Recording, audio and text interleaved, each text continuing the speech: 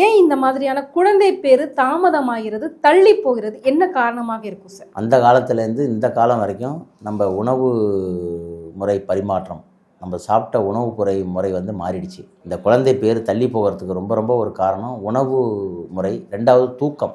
எல்லோரும் நீங்கள் யாரும் இன்றைக்கி 10 மணிக்கு படுக்கிறவங்க இல்லை, 8 மணிக்கு தூங்குறவங்க யாராவது கேட்டால் ரொம்ப ரொம்ப ரேரு. நைட் 8 மணிக்கெலாம் நான் போய் தூங்கிடுவேன் சார், காலைல 4:30 மணிக்கு எழுந்திரிச்சிடுவேன் அப்படின்னு சொல்கிறாரு, ரொம்ப ரேரு. யாராலையும் இப்போ இருக்க முடியாது, அது அடுத்த பாயிண்ட்டு. ரெண்டாவது அட்லீஸ்ட்டு மேக்ஸிமம் ஒரு 10 மணிலேருந்து 11 மணி வேணாலும் தூங்க பாருங்கள். காலையில் வந்து 4:30லேருந்து 6 மணிக்குள்ளே எழுந்திரிக்க பாருங்கள். அதிகபட்சம் 6 மணிக்குள்ளே எழுந்திரிக்க பாருங்கள். இந்த மாதிரி தம்பதியாகி ரொம்ப நாளாக குழந்த இல்லாமல் இருக்கிறவங்க கண்டிப்பாக 4:30லேருந்து 6 மணி வரைக்கும் பிரம்மமுகூர்த்தத்தில் எழுந்திரிக்கணும். போய் புண்ணிய நதியில் தீர்த்தம் ஆடணும். இப்போ வருகின்ற மாதம் வந்து ஐப்பசி மாதம். அந்த ஐப்பசி மாதம் வந்து துலா கட்டம்னே பேர். அதாவது வந்து இந்த துலா கட்டத்தில் போய் குளிக்கிறவங்களுக்கு குழந்தை கண்டிப்பாக உண்டு.